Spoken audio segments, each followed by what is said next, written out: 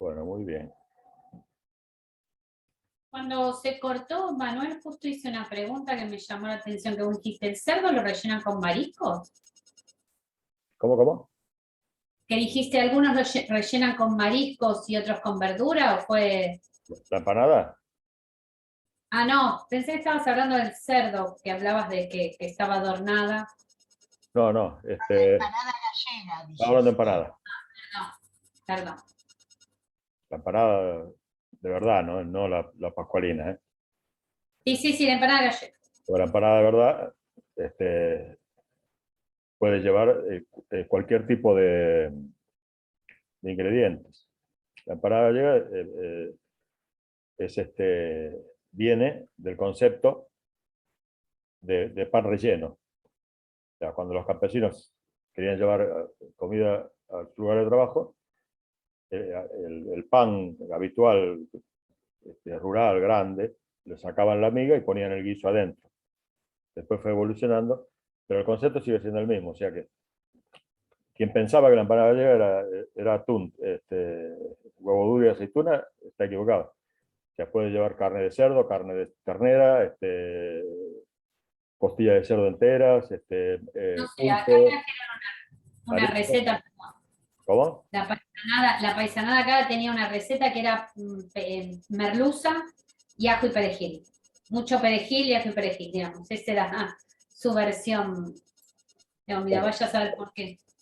Bueno, le faltaba lo principal, le faltaba la cebolla. Sí, perdón, cebolla, pero sí, pero de ahí Porque de mucho. sin cebolla en abundancia nos falta lo mejor, el jugo ¿no? Así que, pero bueno. Por eso, no. Y además pescado fresco, no la lata de atún. Claro, bueno, pero yo tengo una nota que se llama Empanada Gallega, una historia de falsificaciones, ¿no? Donde analizo todo este tipo de cosas de las que son culpables y protagonistas los mismos inmigrantes, ¿no? Que quisieron sintetizar de alguna manera su producto, pero es más complejo. A veces cuando uno está haciendo una nueva receta o un plato, si conoce el origen, el por qué, ya tienes una punta. Si yo te digo, es un pan sin miga al que rellenaron con un guiso. Ahí ya tienes Una manera de trasladar la comida. ahí ya tienes un concepto de lo que puedes hacer, ¿verdad? Ese es el granito de arena que ponemos los que hablamos un poquito de la historia. Donde no van a encontrar ni fechas de batalla, ni ninguna cosa así rara que se le parezca, ¿no? Bueno, vamos a... Marina había avanzado algo con el tema de los come chingones, pero vamos a hablar un poquito muy someramente. En otra clase vamos a analizarlo más en profundidad, qué comían los pueblos originarios en la época de la conquista y posterior colonización, ¿no?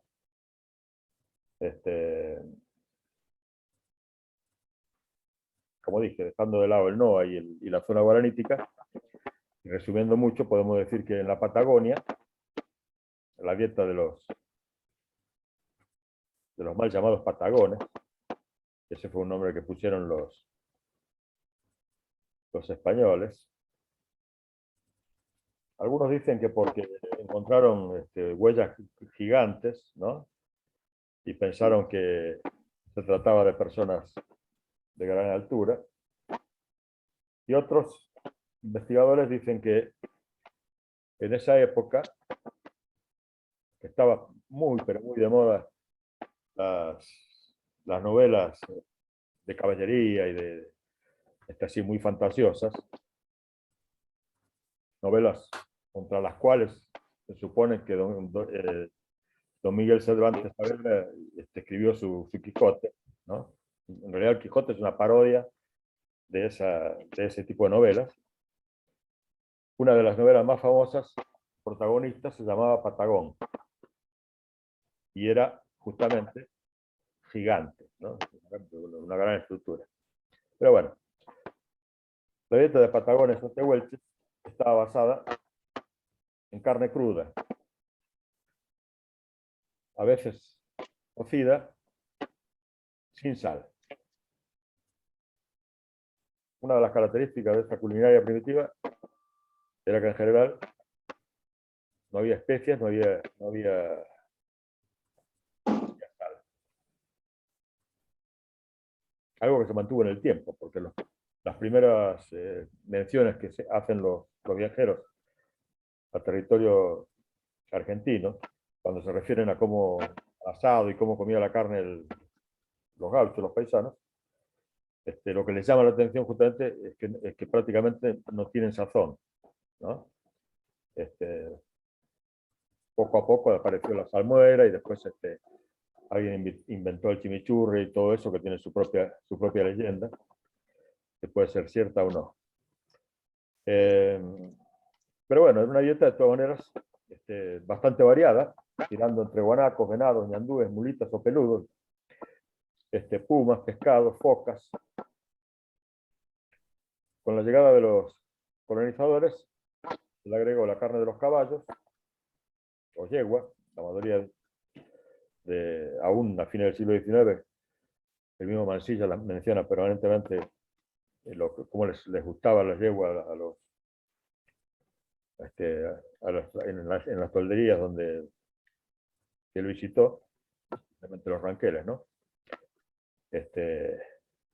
Después aparecieron entonces los caballos, los jabalíes, los cerdos, las ovejas, las vacas. Lo que más les gustaba a estos pueblos era comer la grasa rancia cruda. Grasa rancia cruda. En el centro, los querandíes, cuyo nombre quiere decir, o mejor dicho, así les llamaban los guaraníes, quiere decir hombres con grasa. Saben que hay muchos pueblos desde los principales para abajo que para combatir el frío solían embadurnarse el cuerpo con grasa, ¿verdad? Estos querandíes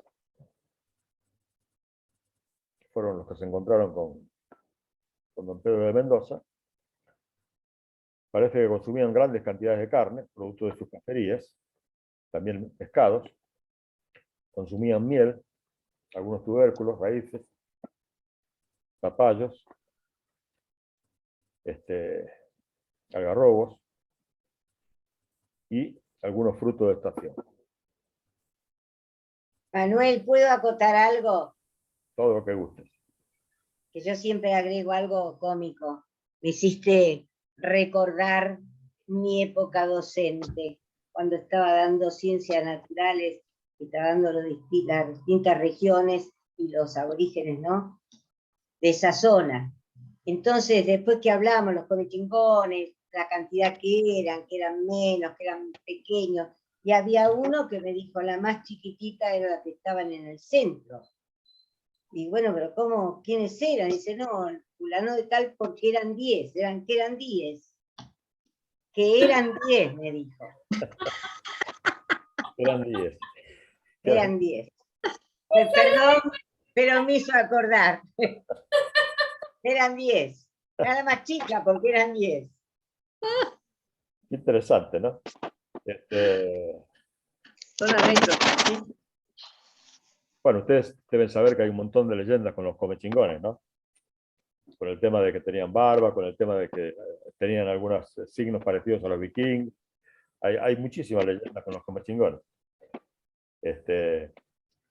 Y ellos, por supuesto, los camélidos, la base de su dieta, uñas, llamas, alpacas, de las que utilizaban la carne y la leche, cosa que no era muy habitual entre los pueblos originarios, consumir la leche, y incluso después de la llegada de las vacas y ovejas, no eran muy propensos a consumir leche, ¿no?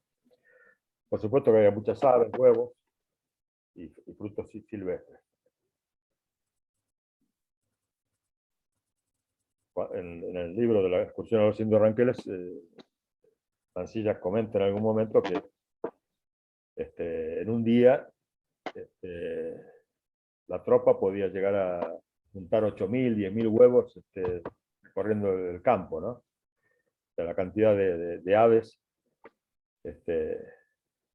avestruces y otras más, oñandúes y otros más pequeños, ¿no?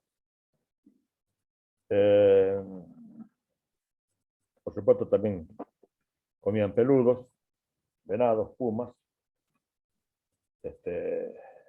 y algún tipo de otros animales. Y esto sí, es más peculiar, comían cientos de serpientes, ¿no? Estaban habituados a comer serpientes y miles de aves. Uno dice, nunca voy a comer una serpiente, ¿cierto? Sabiendo que la comen. Es carne. Pero yo una vez, cuando vivía en Colombia, me sirvieron un plato de una carne asada, con el consabido arroz blanco, etcétera, etcétera, algún plátano.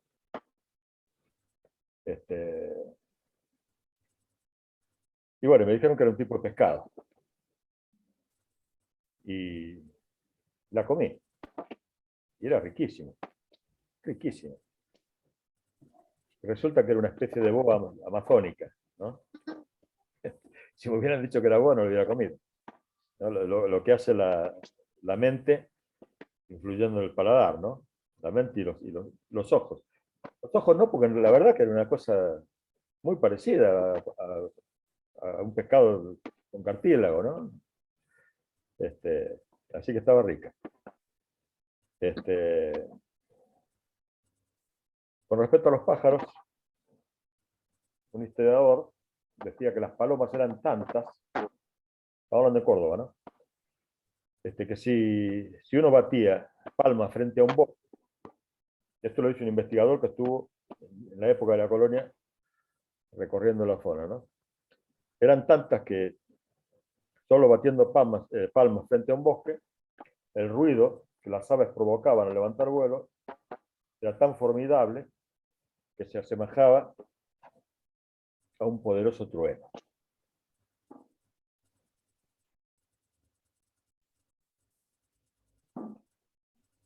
Tengo entendido que la caza del pichoro de la paloma era bastante popular en algunas provincias y también aquí en Buenos Aires, ¿no? Una costumbre que habían traído ya después los inmigrantes. Bueno, los ñandúes eran muy codiciados en todos estos pueblos, porque su carne, según ellos, era exquisita, y podían utilizar absolutamente todas sus partes, como los tendones para coser, o la piel del cogote para hacer bolsas donde guardar alimentos o artículos varios. Y al existir tantos, sus huevos eran muchos. Cuanto a las verduras, algunos viajeros mencionan porotos. Ya sabemos que los porotos estaban en zona americana. En el Perú había abundancia de porotos. Y en Europa también estaban las que nosotros en España llamamos judías, alubias y otro tipo de similar. Batatas, maíz y maíz. Zapallos, la quinoa, de la que extraían sus hojas para hacer ensaladas o hervidos. Y las semillas que utilizaban, como utilizamos actualmente el arroz y la misma quinoa, ¿no? Después de lavarla como corresponde.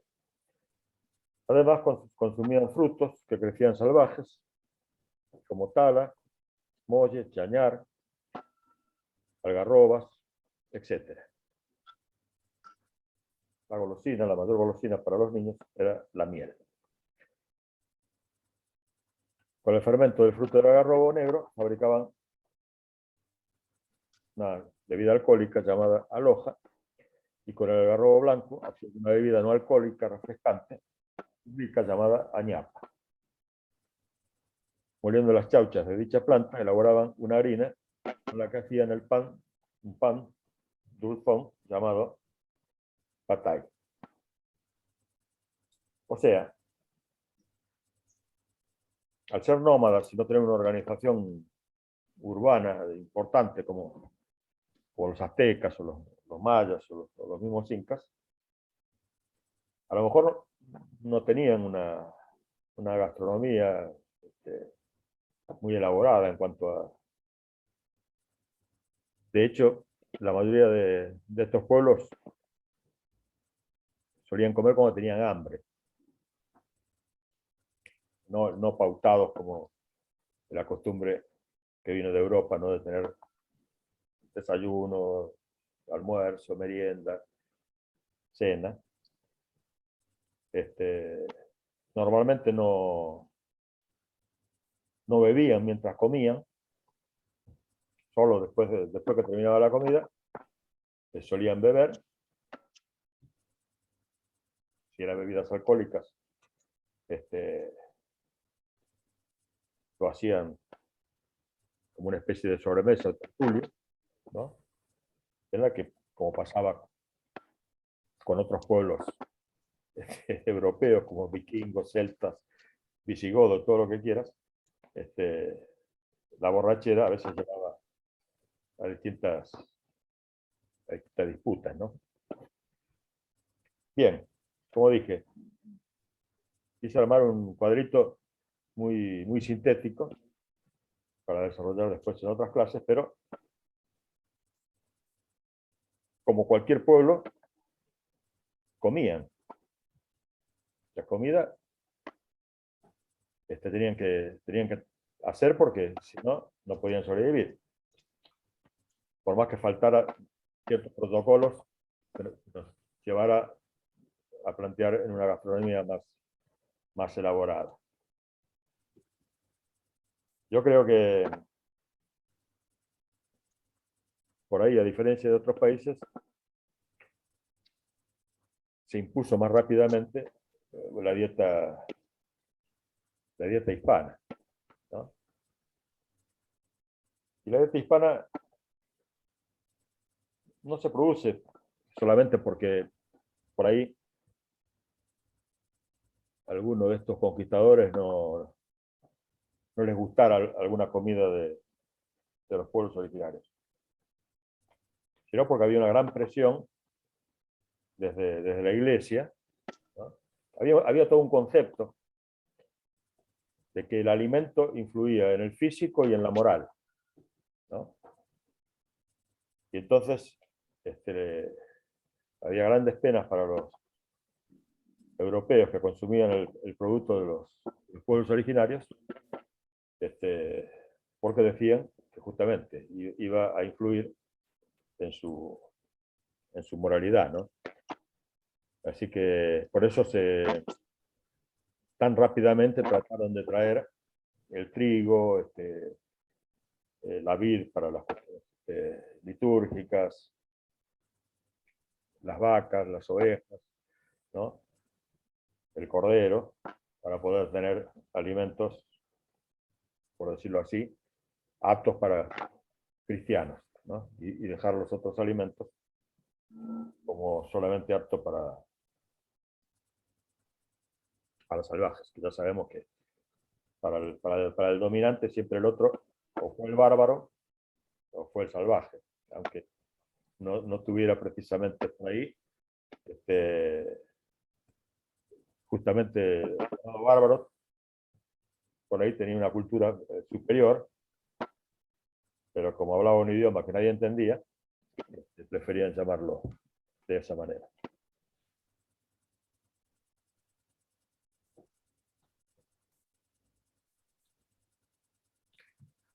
Bueno, ustedes dirán si quieren agregar algo o sigo. Pues en el apunte van a encontrar las comidas de los criollos para confrontar con esta y alguna otra notita que tiene que ver con el origen de las papas, de las empanadas argentinas y algo sobre el pastel de papa. Y esto lo van a mencionar nada de eso. Me gustaría, perdón, me gustaría agregar que a todo eso, antes de la conquista de los españoles a Argentina, hubo una gran cadena, lo que se le llamó como un camino real, que llegaba desde la entrada de llegaban los barcos en las Antillas, Colombia, y llegaba hasta Buenos Aires, antes que llegaran los migrantes, los colonizadores, antes que llegara Mendoza y todo eso. Entonces, por eso se dice de que muchas de las costumbres de los indios del NOA pasan a los sanapirones y comechingones también. Por eso nosotros acá teníamos el zapallo, el tomate y todas esas frutas que eran más de zonas más cálidas. Ese es una de las cosas. Y sí coincido con el profe de que no se sabe el origen de los comechingones. Dicen que eran altos, rubios y de ojos azules. Y no se sabe porque no hay mucha descendencia, porque ellos antes de ser, digamos, manejados por los españoles, muchos de ellos se suicidaron y las pocas mujeres fueron raptadas y colonizadas. Acá en Córdoba hay muchos asientos jesuíticos, que también influyó mucho en todas estas costumbres, que le quitaron las costumbres a la gente nativa para imponer las propias, desde un punto de vista muy religioso, como decía Manuel recién. Y eso destruyó mucho de las costumbres y los hábitos de los nativos. Así es.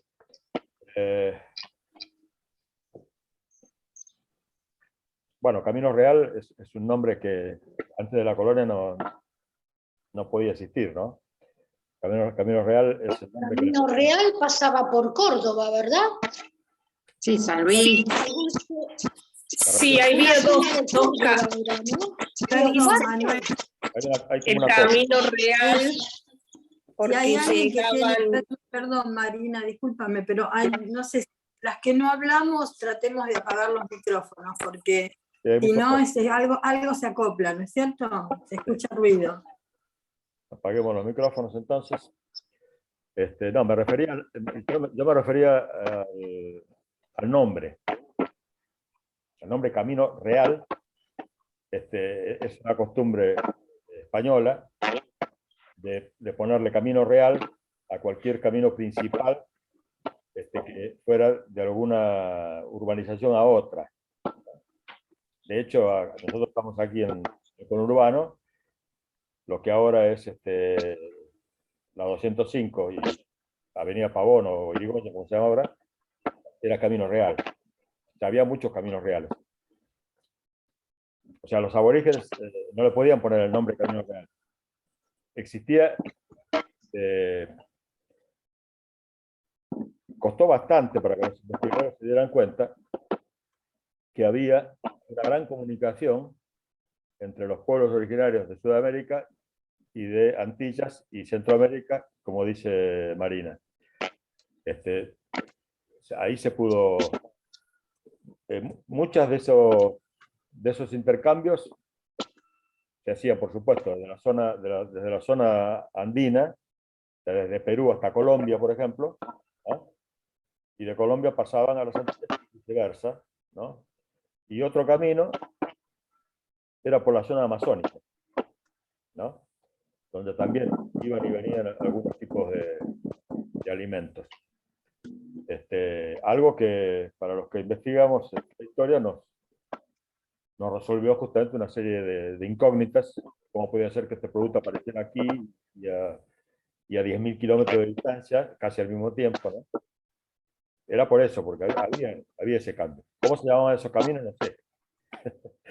pero que existía ese tráfico, no cabe duda. También había un cierto intercambio en el Pacífico, entre las islas de Oceanía con las costas, ¿no? Eso también es innegable, que iban y venían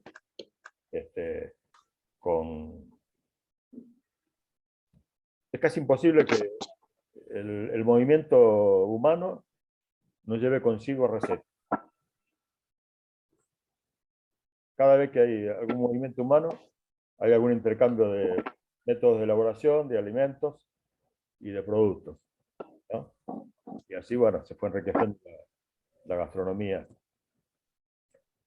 de todos los países del mundo, ¿verdad?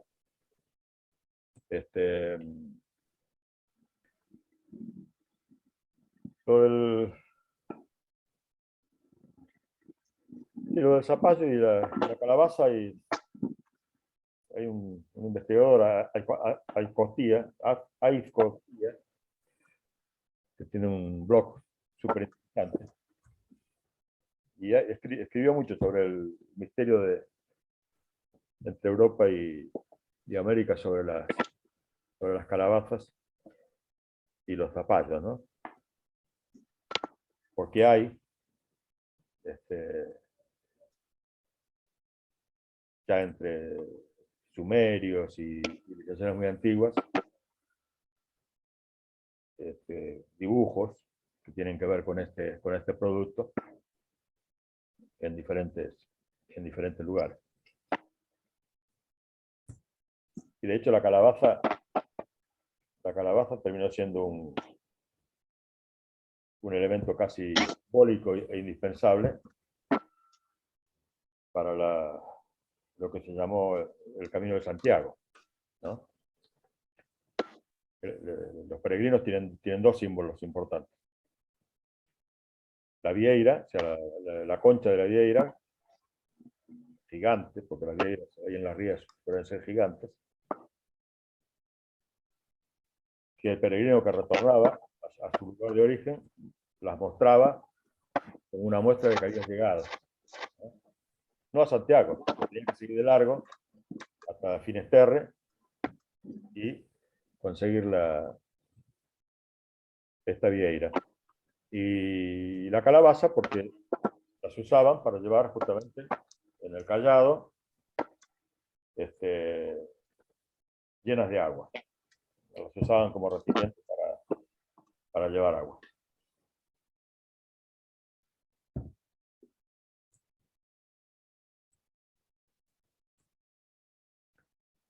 Bueno, no sé si te quedó claro, Marina, el tema de lo que quise decir con el nombre.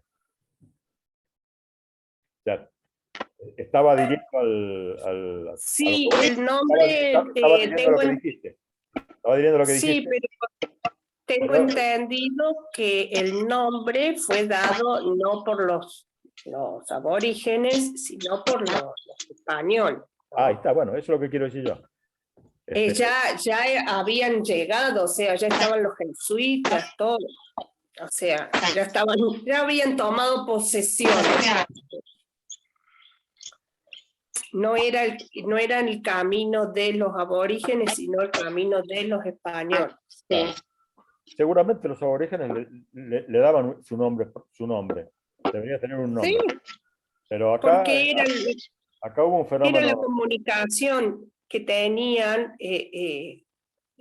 todas las, como decís vos, todas Las tribus tenían todas una comunicación con el norte, y de ahí que también tienen muchas cosas que se han descubierto de los incas y de los diaguitas. Por ejemplo, Córdoba no tiene una tierra para hacer Tenemos que apagar todos los micrófonos, si no, no nos vamos a entender. Ay, no me escucha. Perdóname, perdón, Manuel, ¿no? Mirta, ¿vos tenés prendido el celular y la compu? No. Porque se acopla algo. Algo se acopla y por eso cuando otro habla... Abierto es Mirta y gana nada más. Sí, ahora sí. Bueno, Marina, adelante. A ver ahora. Ay, ya me perdí, chica. Estábamos en donde. Que había que tenían ese intercambio de alimentos, lo hacían en unas vasijas de barro, las cuales no se podían confeccionar en Córdoba por el tipo de tierra.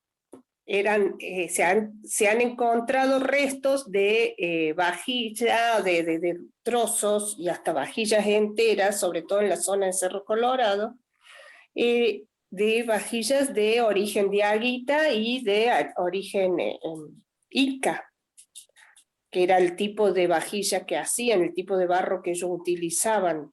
El nuestro era más rústico, tampoco era tan fino, porque al ser ellos nómades, no podían llevar tanto bártulo. Entonces eran cosas que hacían en el momento que lo necesitaban. Entonces siempre era de un barro tosco, grueso, eran bajas, no eran vasijas grandes. Ellos se dedicaban solamente a hacer esas vasijas grandes para urnas funerarias, nada más.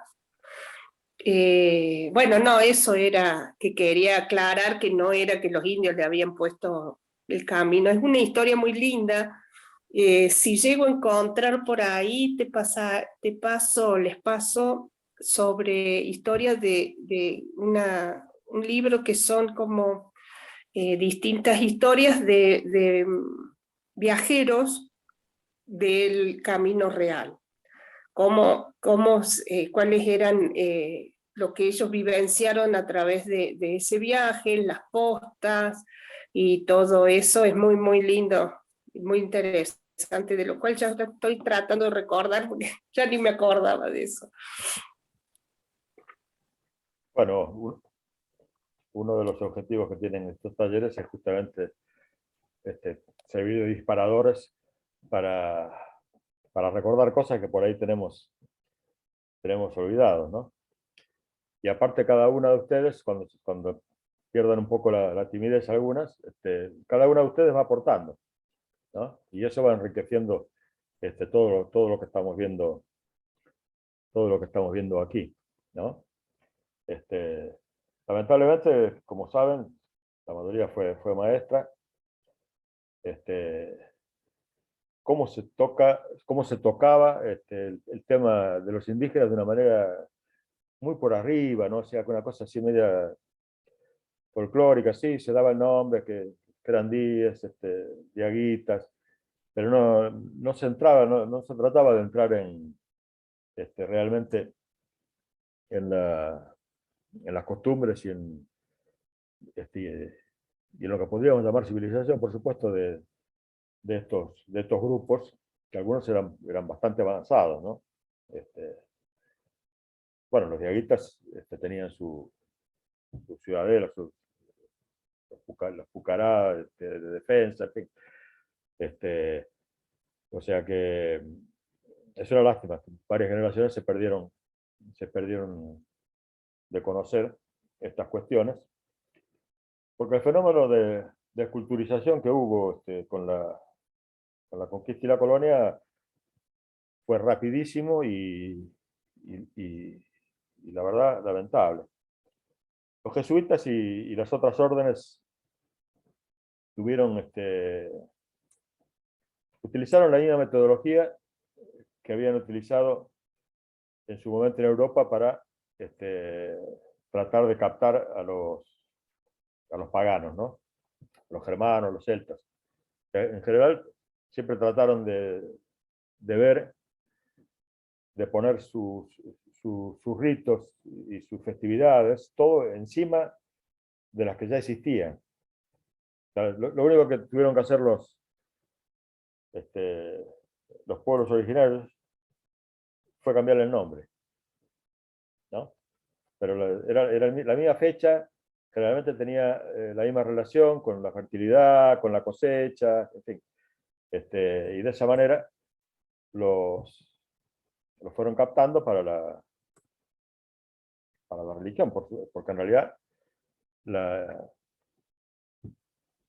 el pacto que se había firmado entre la corona española, portuguesa, con el papado, era que el fin inicial fuera evangelizar, ¿verdad? Y a partir de ahí, fueron tratando de que desaparecieran ciertas costumbres, aunque en el caso de los jesuitas, por ejemplo, habían comenzado, porque una de las formas de desculturizar un pueblo a otro es eliminarles el idioma, ¿no? Tratar de que el idioma desaparezca, que nadie se acuerde más del idioma. Y los jesuitas habían empezado a plantear como diccionarios de guaraní, ¿no? Como para que, un poco para usar ellos también como arma para poder comunicarse fácilmente con quienes estaban evangelizando, pero al quedar escrito también quedaba una documentación, ¿verdad? Bueno, pero en algún momento también vamos a ver como algunos platos de origen precolombino mantienen algunas características, aunque haya incidido a posteriori algunas cuestiones en la elaboración. Y en general los platos precolombinos se modificaron en principio a partir de aportes cárnicos, ¿no? El ejemplo más fácil es el locro, ¿no? Las carnes que le ponemos no existían en el momento que llegaron los conquistadores, pero sí existía el locro, ¿no? De hecho, la palabra locro ya de por sí es original. Bueno, nos queda un minuto. Para las que son nuevas, espero no haberlas aburrido, que hayan estado cómodas. Y No, un placer haber compartido, me encantó el taller. La verdad, me atrapó. Gracias, Angélica. Aparte tenemos acá a Marina, que también sabe del tema, así que va a ser un curso Sí, excelente. Te voy a aprovechar. Aparte de aprovechar el tonito cordobés. Tengo que activar las neuronas a ver si recuerdo, porque lo tengo en la punta de la lengua y quiero apretar para decir y no me sale. Para la próxima clase. Para eso también sirven estos talleres, para refrescar la memoria y, bueno, activar la dialéctica. Sí, por eso lo hago. Bueno, fue un placer. En un rato. Chao, profe. Les pido a las nuevas